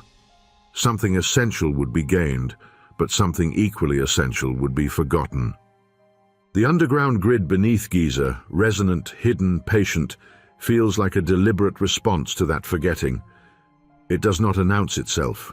It waits. It requires technology sophisticated enough to detect it, but also curiosity deep enough to question what detection alone cannot explain. It sits at the intersection of geology, physics, archaeology, and philosophy, resisting containment within any single discipline. In that resistance lies its power. If future generations confirm its existence beyond doubt, the implications will extend far beyond Egyptology. It would challenge linear models of progress and force a reconsideration of intelligence as something cyclical rather than cumulative. Civilizations may rise not by inventing entirely new truths, but by realigning with truths that never left. Advancement would then be measured not by complexity alone, but by coherence. In such a framework, the pyramid is not a relic of the past, but a checkpoint in an ongoing process. It marks a moment when humanity was sufficiently aligned to encode universal principles into matter. The fact that we can now begin to recognize those principles again may indicate not coincidence, but readiness. The rediscovery of resonance, of fields, of interconnected systems across scales mirrors the worldview implied by Giza. Modern physics, with its quantum fields and unified theories, is circling back toward insights that ancient builders may have approached from within rather than without. The most unsettling possibility is also the most humbling, that the architects of this knowledge did not intend to be remembered as gods, teachers, or visitors, but as mirrors. That their greatest act was not construction, but concealment in plain sight. They left behind structures that could survive ignorance without losing meaning, waiting for a future consciousness capable of meeting them halfway. If that is true, then the question, who built the pyramids, may be less important than who are we becoming as we begin to understand them. The geometry beneath the stone does not demand belief. It demands attention. It invites a shift from dominance to dialogue, from extraction to participation. It suggests that intelligence is not proven by control, but by harmony. Perhaps the final revelation is this. The pyramid does not point upward because the answers are in the sky. It points upward because consciousness naturally seeks coherence. The grid below does not descend because truth is hidden in darkness, but because stability comes from depth. Together they form a vertical axis, not of power, but of balance. A reminder that understanding emerges when awareness is grounded and aspiration is aligned. If humanity once knew how to build like the universe builds, then that knowledge was never lost. It was encoded, not in books or bloodlines, but in form itself, in stone, in sound, in proportion. And now, as we relearn the language of fields and frequencies, we may finally be approaching the point where the message beneath Giza is no longer silent to us. Not because it has begun to speak, but because we are beginning to listen. If the law of correspondence truly governs reality, then the Great Pyramid is not an anomaly, but a confirmation. It stands as a frozen echo of the same principles that shape atoms, minds, and galaxies. What makes it extraordinary is not that it embodies these patterns, but that it does so deliberately, with an apparent awareness of scale. It compresses cosmic relationships into human proportions, allowing the vastness of existence to be grasped not through abstraction, but through presence. One does not merely study the pyramid, one stands within it, and in doing so, enters the equation. This reframes the ancient builders not as primitive engineers, but as skilled translators. They translated the dynamics of the universe into stone, the language of vibration into geometry, the impermanence of energy into permanence of form. Translation always requires understanding both languages deeply. To convert frequency into structure is to know how motion becomes matter. It suggests a worldview in which reality was experienced as a continuum rather than a collection of separate domains. Modern science is only now beginning to approach this understanding again. The boundaries between physics, biology, and consciousness are dissolving. Information theory suggests that reality is less about substance and more about pattern. Quantum field theory tells us that particles are excitations of underlying fields. Neuroscience reveals that perception is rhythmic, oscillatory, dependent on coherence between neural networks. Everywhere we look, the same truth emerges. Stability is not static, it is sustained resonance. Seen through this lens, the pyramid's endurance is no longer mysterious. Structures decay when their internal order breaks down. Systems collapse when coherence is lost. The Great Pyramid persists because its design minimizes internal conflict. Its geometry distributes stress evenly, its mass dampens disruptive frequencies, its proportions align with natural harmonics rather than resisting them. It does not fight the environment, it participates in it. Longevity, in this sense, is not about strength, but about harmony.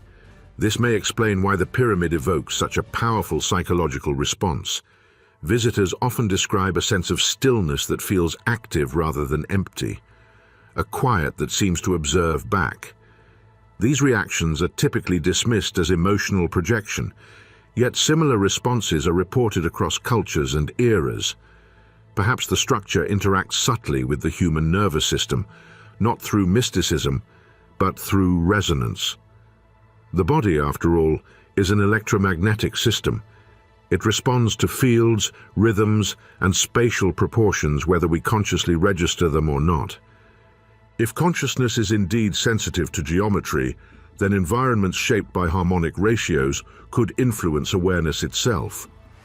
This idea is no longer fringe.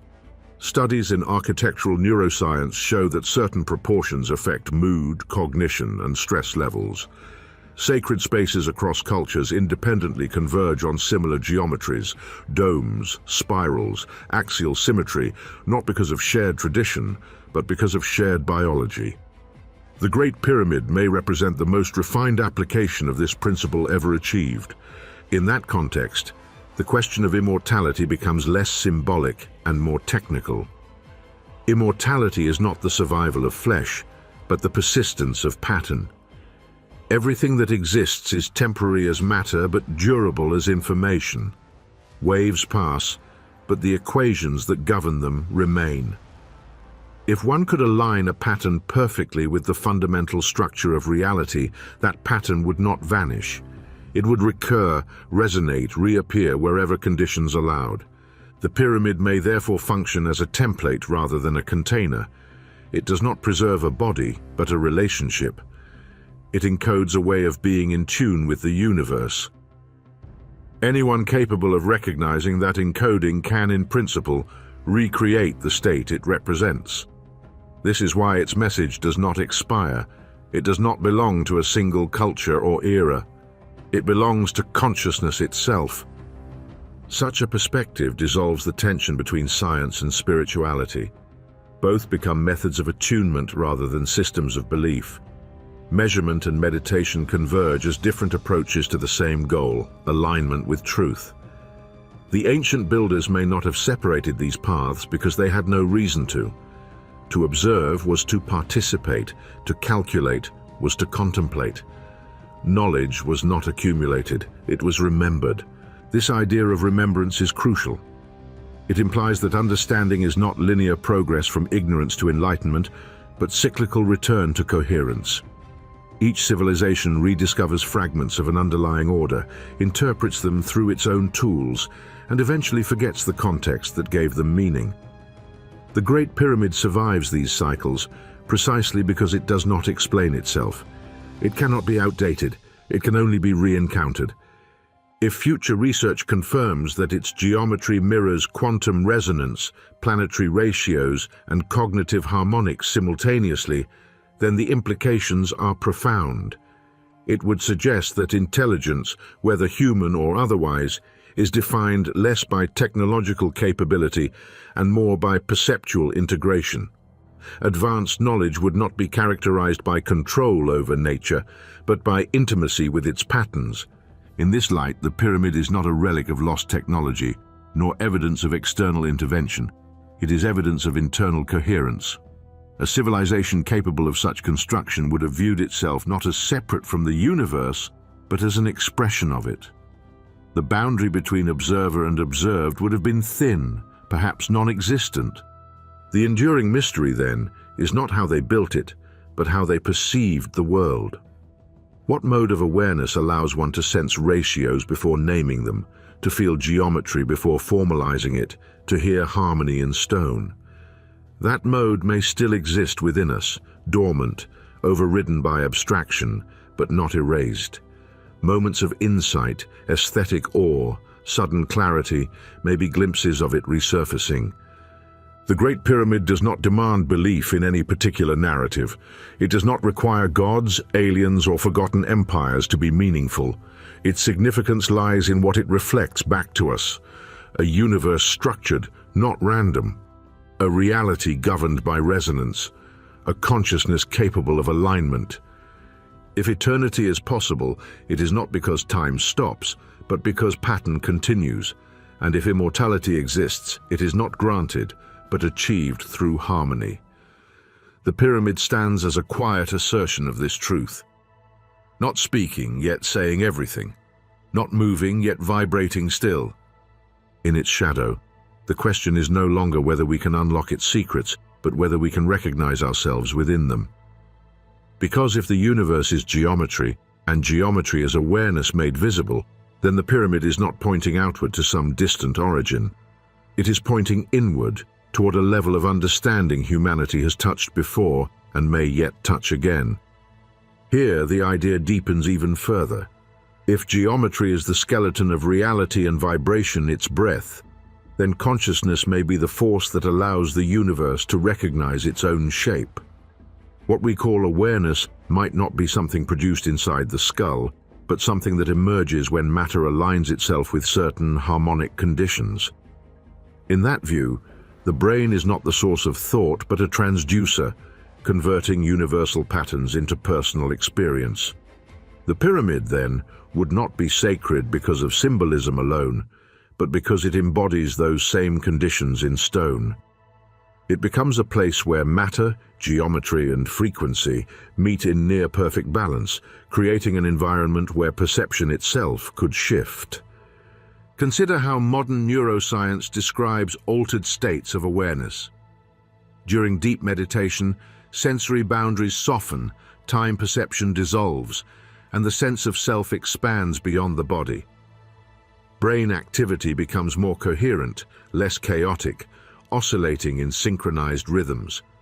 This coherence mirrors what physicists describe when systems enter resonance, energy loss decreases, information flows more efficiently, and order emerges spontaneously. If ancient builders understood this intuitively, they may have designed spaces that encouraged such coherence, not through belief, but through structure. The pyramid would not impose meaning, it would invite alignment. This reframes ancient ritual entirely. Instead of prayer as petition, it becomes calibration. Instead of worship, participation. Standing within a harmonic structure, the human nervous system could synchronize with larger planetary and cosmic rhythms, producing experiences later interpreted as encounters with gods or journeys to the afterlife. These were not hallucinations in the modern sense, but perceptions shaped by environments deliberately engineered to alter consciousness. Myth would then be the language used to describe experiences that exceeded ordinary cognition. The notion of a grid beneath the pyramids fits naturally into this framework.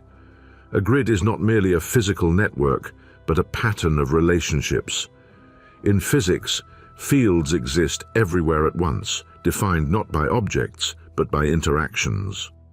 If the Earth possesses subtle electromagnetic and acoustic pathways, then placing monuments at specific nodes would amplify their effects, much like placing instruments at points of maximum resonance on a vibrating surface.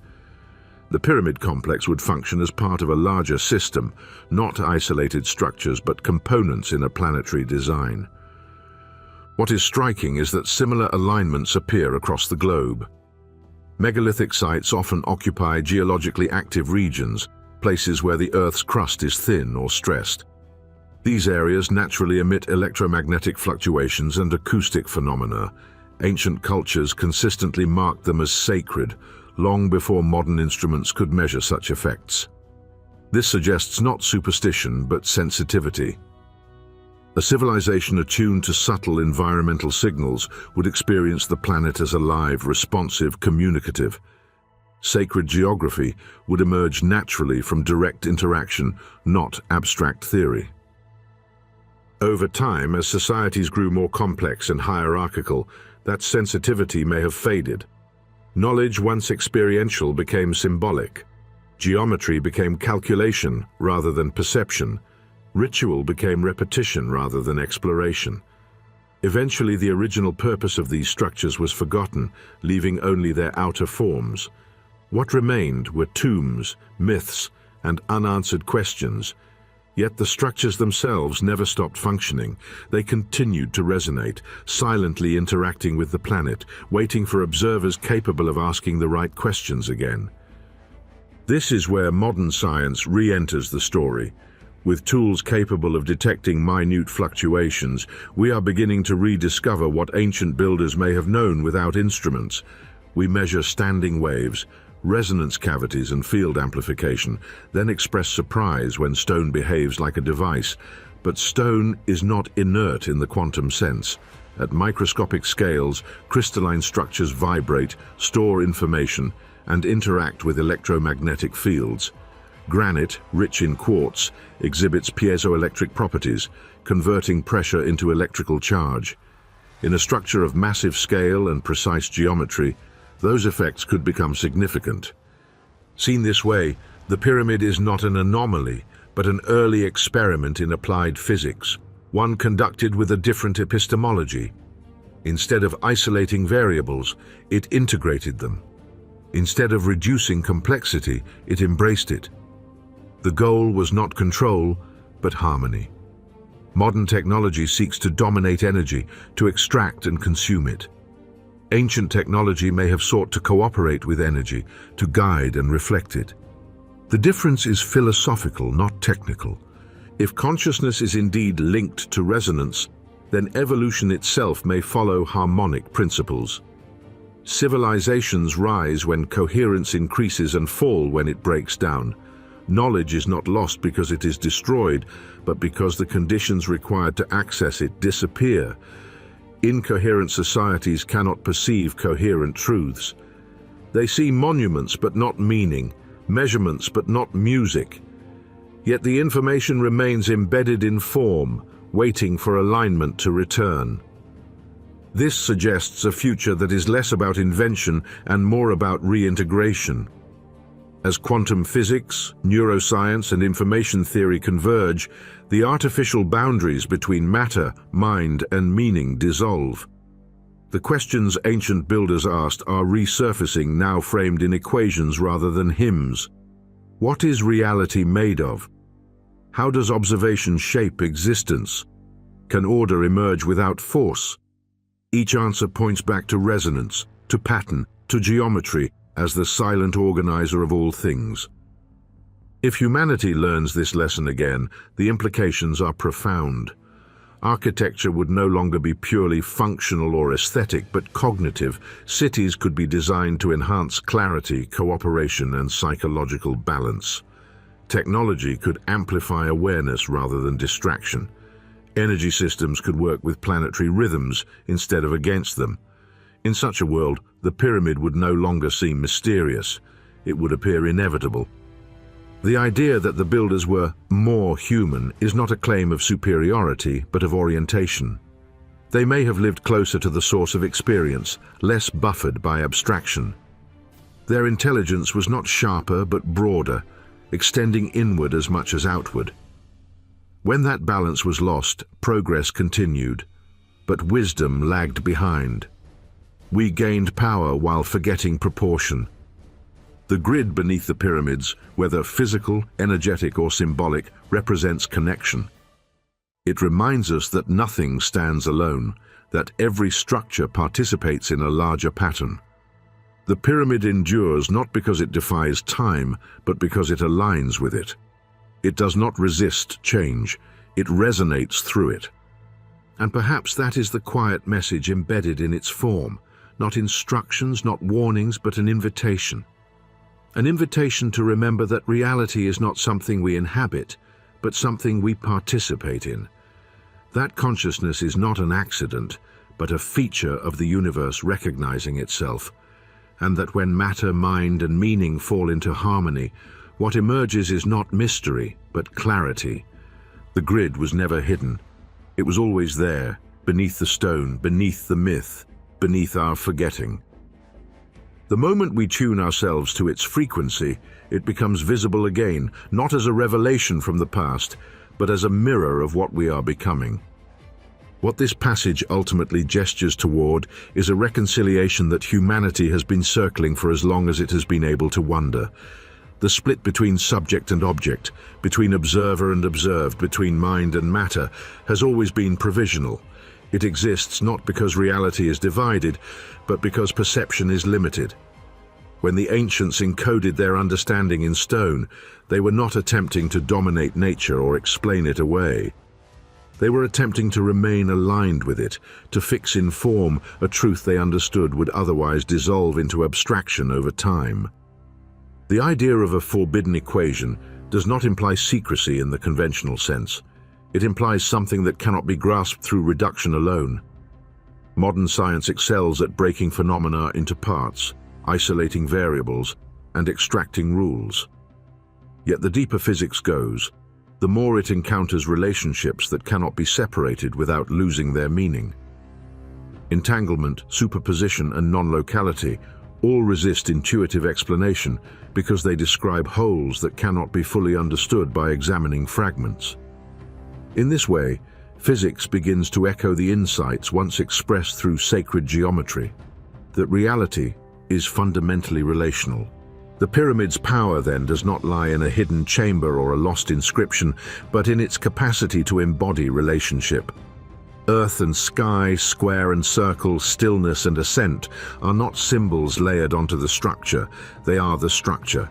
Anyone who stands before it becomes part of that relationship, drawn into a dialogue between proportion and perception.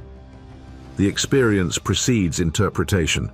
Meaning arises not from decoding but from resonance, from the quiet alignment between inner awareness and external form. This is why the pyramid resists final explanation. Every attempt to pin it down as only a tomb, only an observatory, only a power plant feels incomplete. Each theory captures a facet but misses the whole. That incompleteness is not a failure of scholarship. It is a reminder that some truths cannot be exhausted by description. They must be encountered. The builders understood this. They chose geometry because it communicates without language, because it survives translation, because it speaks equally to intuition and intellect. When modern thinkers suggest that the universe is informational at its core, they are touching the same insight from a different angle. Information is not matter, yet matter cannot exist without it. It is pattern without substance, order without weight. Likewise, consciousness cannot be weighed or localized, yet without it the universe would have no witness, no reflection, no meaning. The forbidden equation binds these together, not as components in a formula, but as aspects of a single process, awareness expressing itself through structure. In this light, the pyramid becomes less an artifact of a vanished culture and more a participant in an ongoing conversation. It is not finished. It continues to interact with light, gravity, magnetism, and human attention. Every generation brings new tools, new metaphors, new questions, and the structure meets them where they are. To mystics, it speaks of ascension. To engineers, it speaks of precision. To physicists, it speaks of fields and resonance. None of these readings cancel the others. They accumulate. The idea that the pyramid mirrors the human mind is not metaphorical in a casual sense. The mind itself is hierarchical, layered, and directional. Sensation forms the base, perception refines it, insight emerges through integration. At the peak, there are moments of unity where distinctions collapse and experience becomes whole. These moments are brief, difficult to sustain, yet profoundly transformative. Cultures across the world have described them in different languages, but the structure of the experience remains remarkably consistent. The pyramid externalizes that structure, making an inner process visible. This convergence of inner and outer is what gives rise to the sense that the monument is alive. Not alive biologically, but dynamically. It participates in flows of energy and attention. It accumulates meaning without being changed by it. In doing so, it challenges a deeply ingrained modern assumption that progress requires replacement. The pyramid suggests another possibility, that endurance itself can be a form of intelligence, that stability can coexist with depth. The forbidden equation, then, is not waiting to be solved like a puzzle, it is waiting to be inhabited. Each time a culture rediscovers the importance of harmony, proportion, and coherence, it moves closer to that equation. Each time it forgets and fragments itself through excess abstraction or domination, it moves away. The cycle is not tragic, it is instructive. Forgetting creates the conditions for remembering. Loss sharpens recognition. This is why the passage emphasizes remembrance over revelation. Revelation implies something external breaking in. Remembrance implies something internal resurfacing. When physics and ancient geometry converge, it feels uncanny not because it is new, but because it is familiar in a way that bypasses logic. It resonates. The mind recognizes a pattern it did not know it remembered. As technology accelerates, yet the questions remain constant. What is reality made of? What is consciousness? How do we live in coherence rather than conflict with the larger systems we inhabit? Each era answers in its own vocabulary. The builders of Giza answered with stone and silence. We answer with equations, simulations, and machines. Both are attempts to touch the same underlying order. If the universe builds again, as the passage suggests, it does so through us. Not as chosen inheritors, but as inevitable participants. Awareness is the universe's way of folding back on itself, of testing its own patterns, of exploring its own possibilities. When we align with those patterns, creation feels effortless. When we resist them, entropy dominates. The pyramid stands as evidence of alignment sustained across millennia. The most radical idea here is also the simplest, that nothing essential has been lost. The knowledge did not vanish, the capacity to perceive it dimmed. As that capacity returns through science, introspection, and integration, the ancient and the modern begin to recognize each other, not as rivals, but as reflections. The forbidden equation reveals itself not as a secret to be guarded, but as a truth that emerges whenever awareness, matter, and meaning fall into harmony. And perhaps that is why the story feels unfinished. Because it is. The equation does not end in stone or theory. It continues wherever consciousness learns to see itself clearly. In that sense, the pyramid is not behind us. It is ahead of us, waiting at the point where understanding becomes remembrance, and the universe once again recognizes itself through human eyes. What separates our age from theirs is not intelligence, but emphasis. We rely on instruments to extend our senses, to translate reality into numbers we can manipulate and predict. They relied on perception sharpened through alignment, on an intimacy with pattern that allowed structure to emerge naturally from understanding. Where we measure, they felt. Where we calculate, they embodied. Yet both approaches converge at the same threshold, where certainty dissolves and mystery remains. At that boundary, the universe does not retreat. It waits, quietly familiar, as if it has been here all along, watching us circle back toward it. Nothing essential was ever misplaced. Truth did not vanish into legend or sink beneath the sands of time. It was preserved in forms that outlast language, encoded in ratios that repeat across scales, embedded in light, number, and awareness itself. The Great Pyramid is not a relic demanding belief or allegiance.